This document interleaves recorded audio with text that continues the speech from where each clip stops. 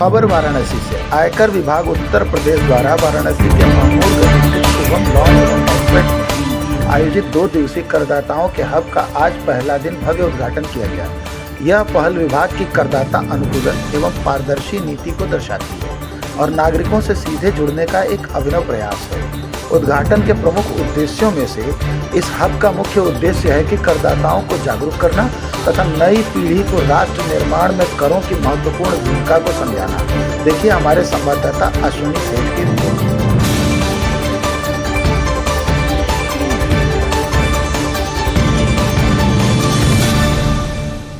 मैं Indian revenue service का 1990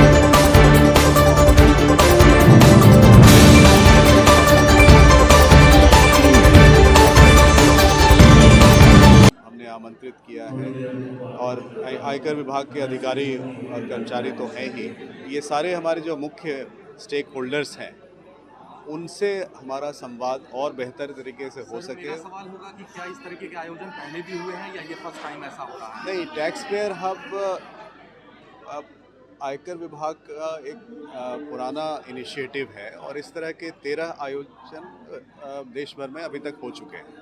यहाँ पे ये बनारस में पहली बार हुआ है और इसी कड़ी में ये इलाहाबाद में भी, प्रयागराज में भी होना है।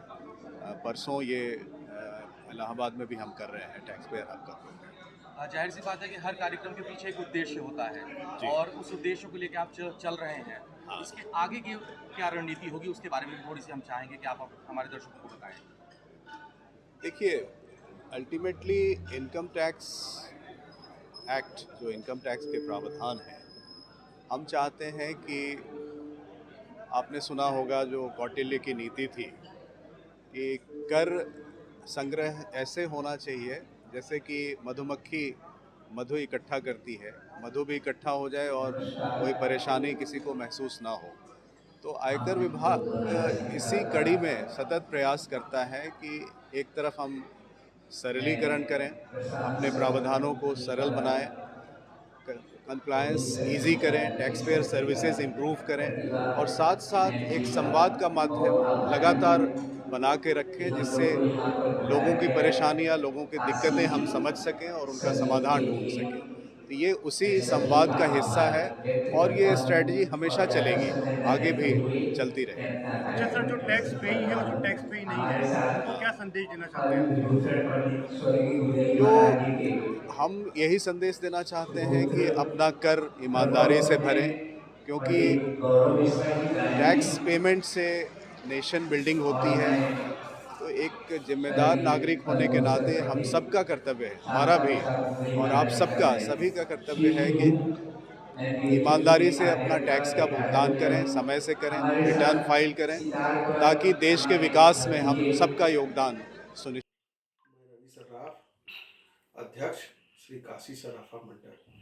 आज जो कार्यक्रम हुआ था वहाँ पर सीए का गए थे, तो इसके बारे में उसके अपनी जो बातें रखना है उसकी बातें बताइए।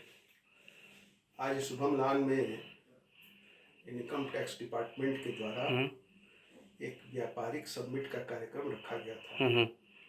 मैं सराफा व्यवसायियों के प्रतिनिधित्व करते हुए वहां गया हुआ था, जिसमें प्रमुख रूप से हमारी जो वार्ता हुई वो प्रमुखता से ये बात हुई कि सराफा व्यवसायियों के हित में वर्तमान समय में बनारस जनपद में सबसे बड़ी समस्या ये है कि कहीं भी कोई व्यापारी चांदी या सोने के जेवर को लेकर पकड़ा जाता है, जैसे कि रेलवे स्टेशनों पर, बस स्टेशनों पर या अन्य किसी भी जगह पे, तो इनकम टैक्स डिपार्टमेंट उस माल को जब्त कर लेता है और उसकी पूरी कार्रवाई करने के पश्चात व्यापारी का माल छोड़ा जाता है।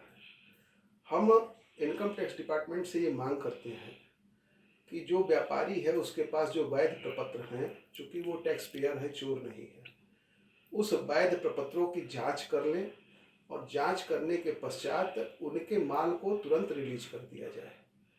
जो वैध प्रपत्र के बारे में उनको कोई आशंका हो रही है तो उस व्यापारी को ऑफिस बुला के उस पूरे वैध प्रपत्रों की जितनी भी बारीकी से जांच करनी हो वो करें। उसमें किसी व्यापारी को कोई एतराज नहीं है।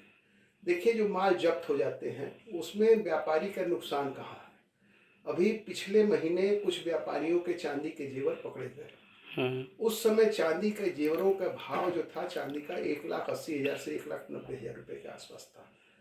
आज सभी लोग जानते हैं कि हर व्यापारी सीसी लिमिट, ओडी लिमिट पर माल रुपया लेके बैंकों से और व्यापार कर रहा है। अब आप इस बात को समझिए कि जब तक वो माल रिलीज होगा, आज चांदी करीब करीब 40,000 रुपये किलो घट चुकी है। माल रिलीज अगर होता है उसका, तो पहले ही उसको 40,000 रुपये किलो का नुकसान उठाना पड़ेगा।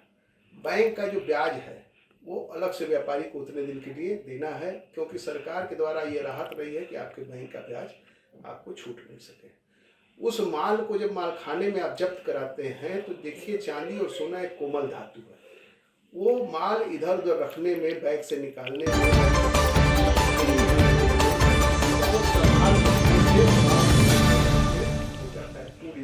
फूट जाता है। कोई नगीना उसमें से झड़ गया, कोई मोती वगैरह है झड़ गया, उसकी पॉलिश खराब हो गई या वो दब के उसका आकार बदल गया। तो जब आप माल रिलीज करते हैं तो व्यापारी को उसमें भी 20-25% का नुकसान होता है, उसको रॉ मटेरियल बनाने में, गलाने में, फिर से उसको प्रोसेसिंग करने में।